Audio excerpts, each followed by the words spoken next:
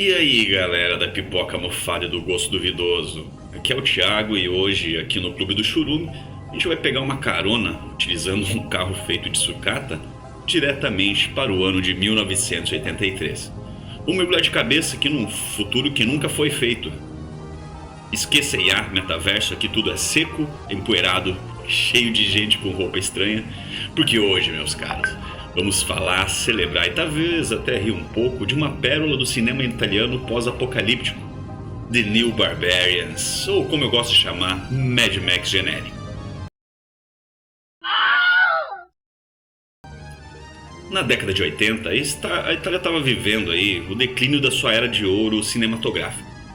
O neorrealismo já era passado, o Cinecita, outrora palco de Fellini, começava a perder espaço para produções baratas, destinadas ao mercado internacional, especialmente americano. E com a explosão do VHS, muitos produtores italianos apostaram em filmes feitos de maneira mais rápida, baixo custo e um apelo visual mais alto, para pegar carona, lógico, no sucesso dos blockbusters da época. Essa é a era dos hip-offs, ou hip-offs, de cópia barata e deliciosamente absurda. Títulos como Star Crash, que era um hip-off de Star Wars, Contamination, que era um alien genérico, e a trilogia apocalíptica de Castellari são filhos direto desse momento histórico, onde a Itália tentava dominar o mundo através de uma fita VHS. E antes de pisarmos no deserto escaldante de 2019, sim, eles preveram o nosso passado. Vamos dar uma olhada nos gênios por trás dessa obra-prima do copia, mas não faz igual. O título original, I Nuovi Barbari, porque os italianos têm um toque especial até nos nomes, né? Já falei isso em outros filmes que eu comentei aqui, e é sempre um nome me parece um pouco mais requintado apesar do produto final. Foi lançado em 1983, o ano que mullet estava em alta, apocalipse nuclear parecia uma ideia super original e assim por diante. A direção é do nosso amigo Enzo Castellari. Esse nome, meus amigos, é sinônimo de explosão. Explosão gratuita, não é só explosão. Câmera lenta, dramática e roteiro feito em um pedaço de cartolina. Castellari era o tipo de, sei lá, um Michael Bay italiano, mas com o orçamento de uma bala de goma. Nascido como Enzo Girolami, ele é um dos diretores aí mais prolíficos e versáteis do cinema italiano, filho do diretor Marino Girolami e tio de Ennio Girolami, que também aparece nesse filme como um templário. E Castellari ele acabou se destacando aí nos anos 70 e 80 como o mestre dos filmes bomba, né? Ou seja, western, filme de guerra, ação urbana, aventura e, claro, ficção científica pós-apocalíptica, um nome gigante que, né, hoje vamos falar. Ele ficou até conhecido com alguns filmes, né? Por exemplo, Keoma, de 76, que é um western existencial aí com Franco Nero. The Inglourious Basterds, de 78, sim, é esse nome mesmo, cuja premissa o Tarantino mais tarde acabaria homenageando, né? E outro filme dele é The Bronx Warriors e Escape from the Bronx, que junto com o filme de hoje, né, que é o Warriors of the Wasteland, eles formam uma trilogia trash apocalíptica. Então já ficam inclusive aqui algumas indicações a respeito aí do Castellari. Ele adorava o uso de slow motion, então câmera lenta até em cena irrelevante, sempre dava aquele destaque ao espetáculo visual. Mesmo com o orçamento, como eu disse, aí, veio de troco da padaria. Quanto ao roteiro aí é de Tito Carpi e dele próprio, senhor Enzo Castellari. Dois caras que provavelmente pensaram: se Mad Max deu certo, a gente bota mais câmera lenta, mais explosão, menos roteiro e vai ser ok, vamos vender muito. Quanto ao elenco principal, temos aí Giancarlo Preti, que fez um monte de tranqueira italiana, mas nesse filme realizou um pseudônimo de Timothy Brent, provavelmente com vergonha de ser reconhecido. Ele é o nosso Scorpion aí desse filme, né? Nosso querido protagonista. Também temos Fred Williamson, que ele fez tanta coisa trash que eu poderia ficar falando umas 3 horas facilmente aqui sobre a filmografia de safado. Também tem George Eastman, vilão clichê, com nome em numeral. E Ana Canax, enfim, é um time de estrelas do circuito italiano de filme B. Mas estrelas, né? desse mundo trash. Quanto ao gênero, pessoal, ação, ficção científica, traz aí a temática pós-apocalíptica, ou, né, como poderia ser definido, uma bagaceira macarrônica pós-nuclear. Duração aproximadamente 95 minutos é o tempo suficiente para você se questionar se a humanidade realmente merece ser salva. E o país, lógico, Itália. Claro que é a Itália, meus amigos, claro. Só eles conseguem fazer algo tão derivativo e ainda assim peculiarmente charmoso. Dito isso, preparem-se para emoções fortes, brigas, explosões, paixão. Bom, o ano é 2019, sim, tipo, quase agora. E a humanidade deu ruim. Apocalipse nuclear, deserto pra todo lado. E a galera que sobrou tá dividida em dois grupos bem distintos. De um lado, os peregrinos, que são a esperança da humanidade, um bando de coitados aí que tenta achar uma terra prometida que eles chamam de paraíso. Paraíso que, a julgar pela cena, deve ter no mínimo um McDonald's aí funcionando e água limpa. Mas coisa básica, né? E no meio dessa paisagem de Mad Max de rodoviário, nós temos do outro lado os Templários. E não são aqueles caras dos livros de história que protegem o Graal, e muito menos aqueles caras dos jogos do Assassin's Creed. Esses Templários são uma gangue de motoqueiros, não só motoqueiros, né? Tem motos e outros veículos, mas são muito bem uniformizados e liderados pelo icônico e assustadoramente malvado One. Que ele é tão malvado, você vê que esse cara é malvado, que provavelmente ele deve usar, sei lá, desodorante de alcatrão. O objetivo deles, simples, erradicar qualquer esperança. Por quê? Porque sim, eles são maus, tá ligado? É maldade pela maldade, malvado de carteirinha. O bom é que eles têm aí um uniforme que eu falei, eles eram minimamente organizados, tem um uniforme e alguns carros aí que mais parecem carros. Mas enfim, no meio dessa bagunça, surge a nossa esperança. O nosso Batman do deserto, mas com um carro que parece um Hot Wheels. Ele é Scorpion. Sim, um ex-templário que largou a vida de bad boy e virou uma espécie de anjo da guarda dos peregrinos. Junto com o seu parceiro Nadir, que é um arqueiro que nunca fica sem munição, diga-se de passagem, eles se metem em todo tipo de encrenca para defender os inocentes dos ataques incessantes dos templários. Veja como uma trama é interessante. Mas é basicamente uma briga de gangue, com explosões, carros bizarros, diálogos que fariam um poeta chorar e vamos lá, é por isso que a gente ama esse filme. Ok, é um filme B, nunca foi escondido isso, mas ele brilha, viu? E não é somente o Sol do Deserto que eu tô falando isso. Ele tem a estética da sucata chique. Vamos falar desse visual.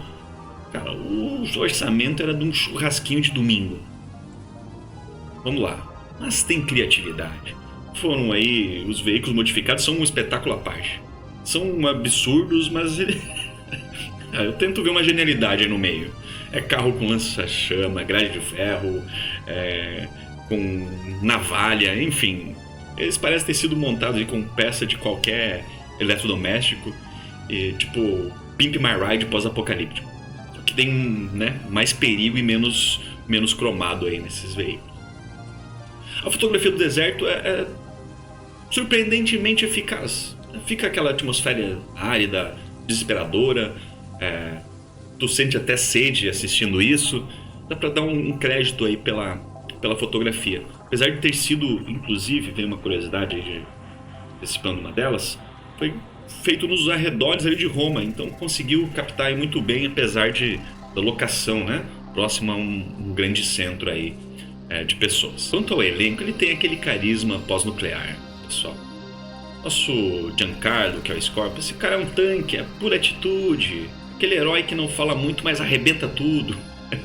Ele tem aquela presença de não mexe comigo que a chapa esquenta. Tentando aí, imaginando aí os anos 80, Dá pra ver que ele tava se divertindo, ou pelo menos fingindo muito bem. Parece que ele tá se sentindo bem com esse papel. Já o George Eastman, como o nosso vilão, o One, ele não atua, ele personifica a maldade pura. É exagerado, caricato, o seu cabelinho oleoso, uma risada maligna. Enfim, é o vilão que você adora odiar. E o Fred Winston, meu favorito. Flechada, vestuário duvidoso e piadoca sem graça. É tudo o que eu queria do sidekick aí do nosso protagonista Scorpion. A dinâmica entre os personagens, mesmo que simples, é divertida. Você torce pelo Scorpion e quer ver os Templários se dando mal. Então, mensagem passada de maneira eficaz. Vamos lá, as cenas de perseguição e combate são, sem dúvida alguma, o auge do filme. Até praticamente porque só tem isso, né? São caóticas, barulhentas, cheias de explosões. Claramente são bombinhas compradas na esquina, mas ok. Tem muito corpo saltando de um lado para o outro, além de uma tentativa de gore. Vejam aí. É o puro suco dos anos 80. Sem nenhum efeito, né? Sem CGI, só a boa e velha explosão de verdade. Ou quase isso. O filme não para. É tipo uma montanha russa que você não sabe se vai chegar ao final. O ritmo é frenético, não tem tempo para respirar, o que te mantém grudado na tela mesmo quando você se pergunta, tá, mas por que isso tá acontecendo? Eu vejo esses pontos aí como pontos positivos, por que não? Mas assim, vamos falar um pouquinho dos defeitos, o que fazem esse filme ser tão adorável? Porque o The New Barbarians, os erros são um novo acerto, é o que eu acho. Primeiro, gente, o roteiro é uma peneira. É ponta solta, furo, coisas que acontecem porque sim. Tipo, a lógica foi pra Valhalla junto com o resto da civilização e a gente agradece. A gente não assiste, né? Menos eu não assisto um filme como esse, New Barbarians, pra pensar. A gente assiste pra desligar o cérebro e se divertir. E isso funciona muito bem. Quanto aos efeitos especiais, como eu disse, não espere CGI aqui, meus amigos. As explosões são óbvias, que você consegue quase ver o detonador em alguns momentos. Os carros explodem do jeito que parece que jogaram uma granada de fumaça dentro, mas sabe o que? Isso só aumenta o charme. É a sinceridade do cinema de baixo orçamento. Quanto à originalidade, com umas aspas bem grandes, é impossível não comparar com Mad Max. The New Barbarians não é uma homenagem, é quase uma cópia carbono aí com orçamento reduzido e sotaque italiano. Mas de novo, essa falta de originalidade combinada com a personalidade única de diretor e elenco transforma o filme em algo diferente, em algo divertido. E claro, vamos falar da violência gratuita. O filme tem uma violência meio gratuita em alguns momentos, eu forcei um pouco, mas sempre com um estilo mais cartoon de filme B. Ninguém tá ali pra te chocar de verdade, é mais pra criar a vibe de os vilões os vilões são realmente maus, eles são a maldade em pessoa, muito bem uniformizada pra deixar claro mais uma vez. Quanto às curiosidades, vamos pro nosso setor aqui de fofocas. Nossa área de fofocas. Ele foi disponível em domínio público em diversas edições transferidas de VHS e DVD. Como eu disse, o filme se passa em 2019. E quanto ao orçamento, estimado em $500 mil. Foi para 3 carros, 40 figurantes e alguns litros de suor. O carro do Scorpion, ele parece um Pontiac Firebird de 1967, não tenho certeza, mas curiosidade aleatória. Quanto ao George Eastman, ele não é o nosso vilão, ele é o coautor do roteiro. Ele também escreveu diversos filmes para Joey D'Amato, incluindo Antropófagos e Absurd, que inclusive Antropófagos eu posso trazer como indicação facilmente. Ou alguns filmes de Joey D'Amato. Merece ter uma edição aí falando desse cara. A cidade dos sobreviventes, né, ali a região, ela foi filmada num acampamento de trailer abandonado nos arredores de Roma. Como eu disse, né, estava próximo ali a um grande centro de pessoas. Então tinham algumas tendas de acampamento, adereços reciclados aí dos filmes de gladiadores. Eles juntaram tudo isso e conseguiram fazer um set bem convincente até certo ponto. Vamos lá. Quanto à famosa cena, ou tem uma famosa cena, se você não assistiu, vai assistir, de uma tortura sexual homoerótica. Na época ela gerou vários protestos e edições em algumas regiões, inclusive nas versões americanas. Apesar da polêmica, o próprio Castellari disse que ele queria chocar o público como os templários eram extremos. Eu posso dizer que com isso é que conseguiu ter um trauma eterno com essa cena. No auge do VHS, olha isso, o filme vendeu mais cópias que Mad Max em alguns mercados da Europa Oriental. Provavelmente graças ao título alternativo e à capa exageradamente apelativa. Vamos lá. Mas e quanto à recepção? Prêmios esse filme ganhou? Ele estava no Oscar? Cannes? Onde foi parar o nosso queridíssimo filme de hoje? Bem, a crítica tradicional não teve piedade, a verdade é essa. O filme foi massacrado em alguns jornais e revistas da época. Segundo algumas delas, o filme que se leva a sério demais pro próprio bem. Quanto ao Chicago Tribune, ele citou que o tipo de coisa que você vê numa televisão quebrada às 3 da manhã. E o Time Out escreveu, essa é a minha favorita, que o George Eastman ele faz um vilão tão ridículo que seria demitido dos próprios Power Rangers. Mesmo no circuito do Grindhouse americano, o filme foi considerado um produto de segunda linha. Mas ele começou a chamar atenção, depois de um tempo, como um item cult ali, né, no meados dos anos 90. Quando os fãs aí começaram a valorizar o cinema ruim feito com convicção. E até por isso estamos aqui falando dele. O veredito final, pessoal. Vale a pena o aluguel imaginário aí, vai. Depois de toda essa análise profunda, a pergunta que não quer calar, hein? The New Barbarians vale a sua preciosa atenção? Se você busca um filme profundo, com roteiro, intrincado e atuações de Oscar, por favor, vá assistir outra coisa. Sério, desliga o vídeo. Mas, se você é um entusiasta do cinema trash dos anos 80, da era de ouro dos hip-hop americanos, ou melhor, italiano, se você gosta de ação exagerada, personagem caricato, senso de humor que só um orçamento apertado aí pode criar, então, meu amigo, The New Barbarians é seu paraíso particular. É o tipo de filme para assistir comendo uma pipoca, rindo das cenas e inconsistências. É uma experiência. Não é um bom filme no sentido tradicional, mas é um filme divertidíssimo. Lógico, o público-alvo é vocês, meus amigos fãs de cinema de baixo orçamento, fãs de filmes B, filmes pós-apocalípticos e quem gosta de rir com o filme, não do filme. É uma celebração do cinema sem vergonha de ser ruim. Minha nota final, pessoal, é um 5 de 10. Se você curtiu a vibe de New Barbarians, quer mais dessa loucura motorizada e empoeirada, então preparei uma lista aqui de 3 filmes que vão expandir o seu repertório aí de clássico cult pós-apocalípticos do mal feito. Primeiro, 2019, After the Fall of New York, ou 2019, ano da extinção, também de 1973. Ele é, como eu citei lá no início desse vídeo, do nosso querido Enzo Castellari, um rip-off descarado de Fuga de Nova York, né, do nosso amigo João Carpinteiro. Ele tem um estilo visual parecido, mais mutantes e uma energia de filme B que só a Itália dos anos 80 poderia oferecer. Se você achou o Scorpion legal, você vai curtir o Snake Plissken genérico. Vamos por mim. É tipo o irmão mais velho do New Barbarians, mas é tão caótico quanto, só que com mais ratos mutantes. Imperdível, imperdível.